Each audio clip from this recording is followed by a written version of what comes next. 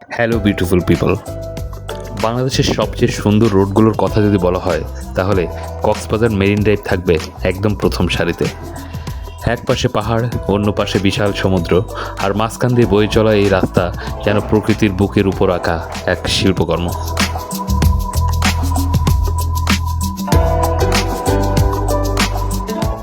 আজ আমি যাচ্ছি ইনানি বিচের পাশের সেই বিখ্যাত নেভি জেটি ব্রিজে, যেখানে সমুদ্রের নীল আর পাহাড়ের সবুজ একসাথে মিশে তৈরি করেছে এক সিনেম্যাটিক বিউটি।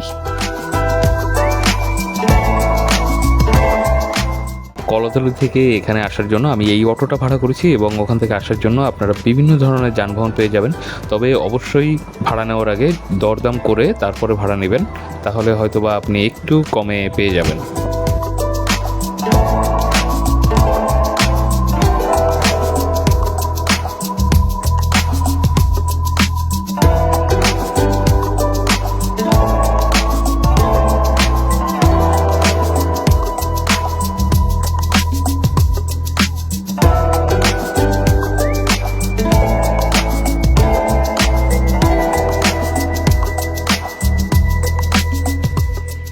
আমি নেভি ব্রিজের কাছে পৌঁছে গেছি এবং এটা এই সীমান্ত সৈকত হোটেল অ্যান্ড রেস্টুরেন্টের ঠিক অপোজিটেই, বেওসের পাশে। আর এখানে লেখাই আছে বাংলাদেশ নেভি এবং থাই কার্নিভাল ফান ফেয়ার। সো এখান থেকে হয়তো টিকিট কেটে ঢুকতে হবে।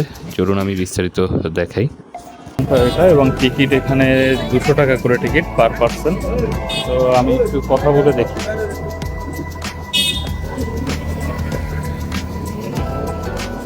টিকিট কত করে? এটি কোনো নির্দিষ্ট সময় আছে নাকি? সময় বলতে 2 ঘন্টা থাকা যায়, আমরা মাথা পর্যন্ত যেতে পারি।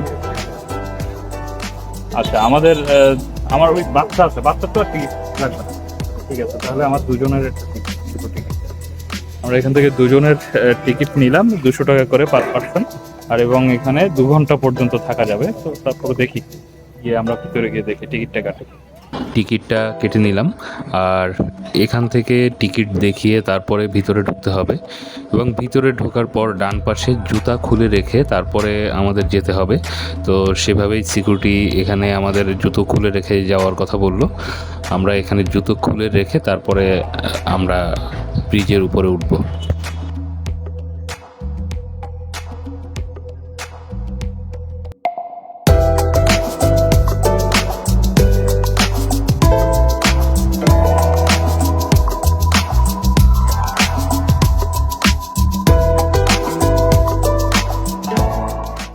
ব্রিজের উপরটা কিন্তু অনেক সুন্দর এবং ম্যাট বিছানো, যার জন্য জুতা খুলে আসতে হয় যেন কোনো অপরিষ্কার না হয়।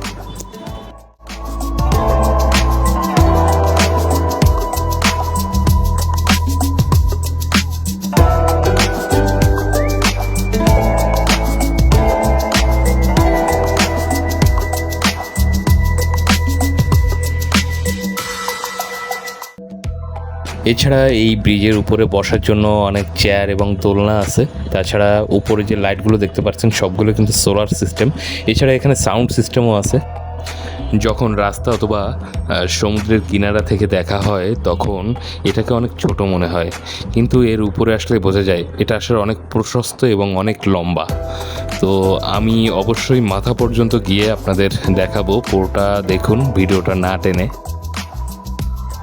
এই নেভি জেটি মূলত সমুদ্রপথে নৌবাহিনীর কার্যক্রম, টহল ও যোগাযোগ সহজ করার জন্য তৈরি করা হয়েছিল।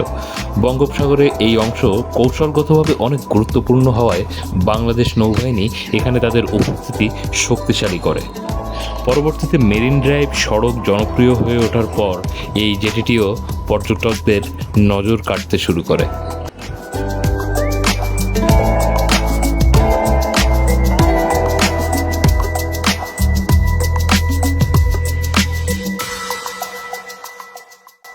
অবশেষে আমি চলে এসেছি এই ব্রিজটার একদম শেষ মাথায় এবং এখানে এখনও কিছু কাজ চলছে।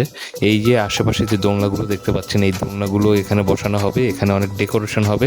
তো এটা মূলত একটা পর্যটক স্পট হয়ে যাচ্ছে। এটা হচ্ছে ব্রিজের একদম শেষ প্রান্ত। দেখুন, অদ্ভুত একটা অনুভূতি, সাগরের এই হাওয়া আর ঢেউয়ের শব্দ মনটাকে একদম হালকা করে দেয়।